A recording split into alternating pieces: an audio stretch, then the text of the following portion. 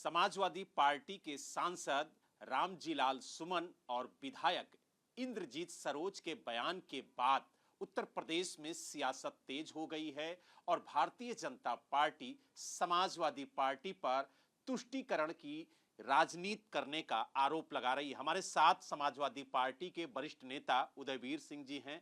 उदयवीर जी, जिस तरीके से आरोप भारतीय जनता पार्टी लगा रही है और ये कह रही है कि तुष्टीकरण की राजनीति समाजवादी पार्टी कर रही है। न रामजीलाल सुमन जी मुस्लिम हैं, न इंद्रजीत सरोज जी मुस्लिम हैं, न मुस्लिमों का कोई मुद्दा है, तो किस बात का तुष्टीकरण? किस बात का तुष्टीकरण? मुद्दा सामाजिक न्याय का है।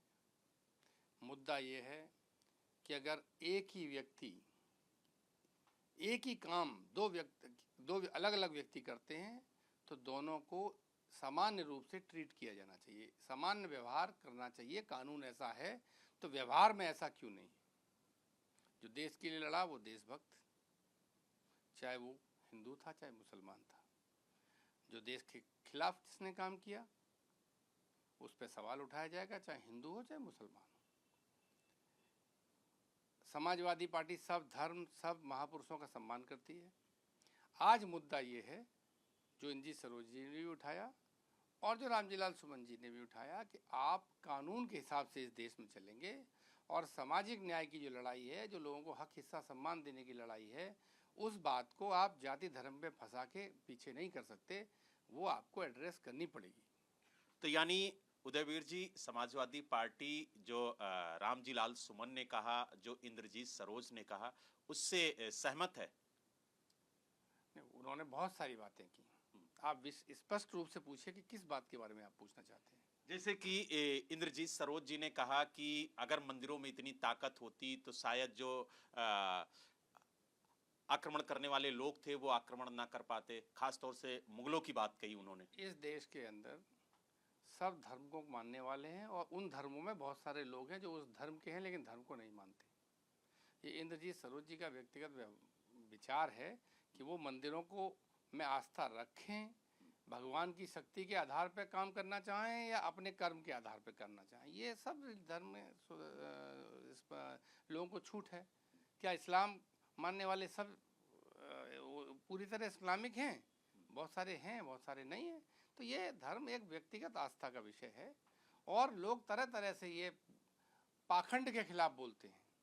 बहुत सारे लोग मानते हैं कि धर्म में बहुत सारे धार्मिक शक्तिशाली लोग हैं तो बहुत सारे धर्म के नाम पे पाखंड भी कर रहे हैं और हर धर्म के लोग कर रहे हैं। तो ये व्यक्तिगत, इसमें पार्टी का मानना न मानना का विषय नहीं है। पार्टी का ये मानना निश्चित तौर पे है कि सामाजिक न्याय सुनिश्चित करना चाहिए। जाति और धर्म के आधार पे आप किसी को मंदिर में घुसने से रोक देंगे, कोई मंदिर में जाएगा तो आप मंदिर धुलवाएंगे, ये इस आज़ाद भारत में आपका अधिकार नहीं है। यानी आप मानते हैं कि ये उनका व्यक्तिगत बयान है? हाँ, बिल्कुल उनका विचार है धर्म के बारे में। बहुत सारे समाजवादी पार्टी के अंदर ऐसे भी लोग हैं जो आस्थावान हैं, भगवान की 3 बार पूजा करते हैं, उनकी शक्ति में विश्वास करते हैं, मंदिर बनवाते हैं। बहुत सारे ऐसे लोग हैं जो सोचते हैं कि हम अपना कर्म करेंगे और हर कर्म ही पूजा है, कर्म करेंगे तो यही हमारी पूजा है, भगवान अपने आप हमारा कर्म देखेगा, हमको अपने आप फल मिलेगा। लेकिन जिस तरीके से जो समाजवादी पार्टी के सांसद हैं रामजीलाल सुमन, उन्होंने कहा कि दो हाथ हो जाए करणी सेना से, और साथ ही उन्होंने ये भी कहा कि अगर मस्जिद के नीचे मंदिर है तो मंदिर के नीचे जैन मठ है, तो कहीं ना कहीं एक के बाद एक उनके जो बयान आ रहे हैं उसको लेकर के सियासत तेज हो रही है। देखिए, भारतीय जनता पार्टी अपने अंतर्द्वंद्वों से जूझ रही है। आप भी जानते हैं मुख्यमंत्री जी को हटाएंगे कि बनाएंगे, फॉरवर्ड बैकवर्ड, ये सारे झगड़े जो है भारतीय जनता पार्टी के आंतरिक झगड़े हैं, समाजवादी पार्टी के झगड़े नहीं।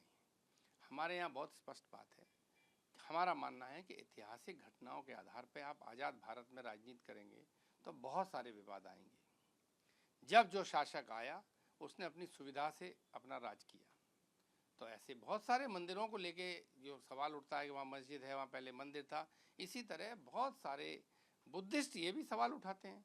तो अगर आप इसी में फंस जाएंगे, सुप्रीम कोर्ट का आदेश है कि पहले से आदेश है, सुप्रीम कोर्ट ने उस कानून को सही भी माना था कि राम मंदिर के बनने के बाद, राम मंदिर फैसले के बाद, कि जहाँ जो व्यवस्था चल रही है उस व्यवस्था के आधार पर पुरातन व्यवस्था के हिसाब से चलने दीजिए और आगे देश को तरक्की के रास्ते पे ले जाइए। जो लोग इस विवाद में फंसा रहे हैं बातों को, तो आप सवाल कर रहे हैं तो मैं जवाब दे रहा हूँ। मैंने तो आपको बुलाया नहीं जवाब देने के लिए, लेकिन आप सवाल कर रहे हैं।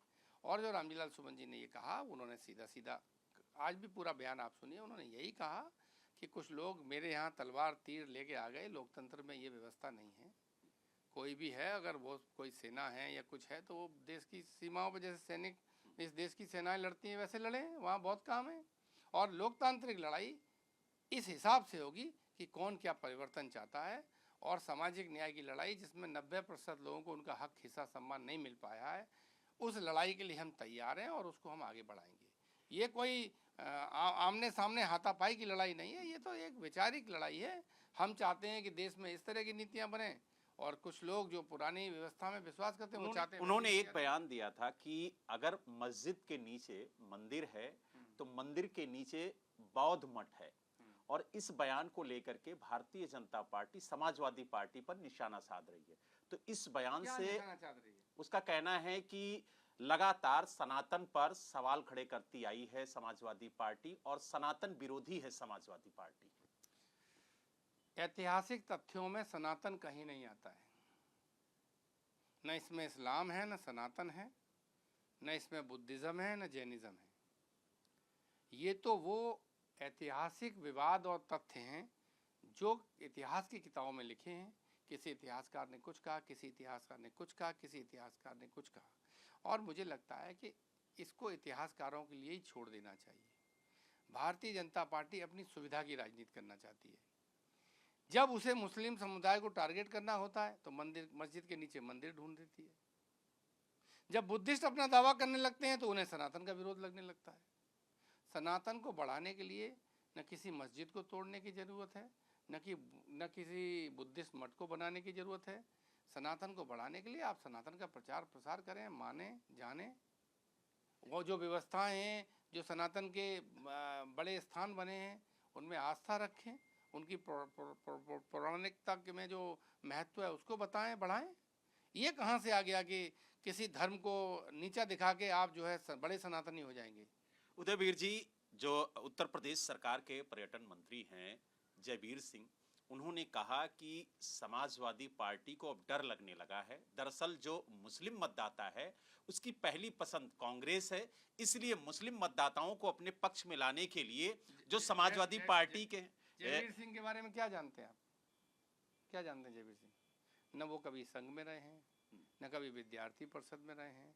कांग्रेस, भाजपा, सपा सब में रहे हैं, सुविधा के हिसाब से रहते हैं। तो वो खुद पर्यटन मंत्री हैं। पता नहीं पर्यटन करते करते अगले चुनाव तक भाजपा में रहेंगे कि नहीं रहेंगे। आप उनके बयान के आधार पर इतना गंभीरता से विचार कर रहे हैं। अरे जब कैमरा आप सामने लगा देते हो, माइक लगा देते हो, तो मंत्री होने के नाते कुछ कहना पड़ता है। उनकी तो खुद ही आस्था क्लियर नहीं है। वो आरएसएस और बीजेपी के और सनातनी थे तो क्यों बसपा में थे 2-2 बार? क्यों सपा में थे? कांग्रेस से राजनीति शुरू की।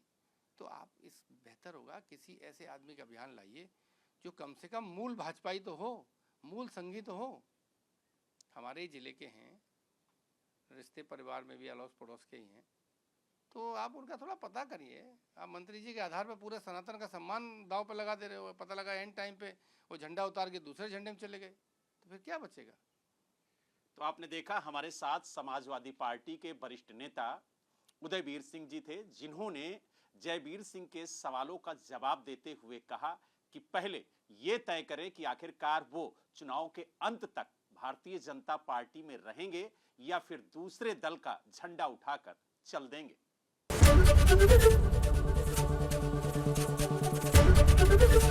एबीपी गंगा, खबर आपकी, जुबान आपकी।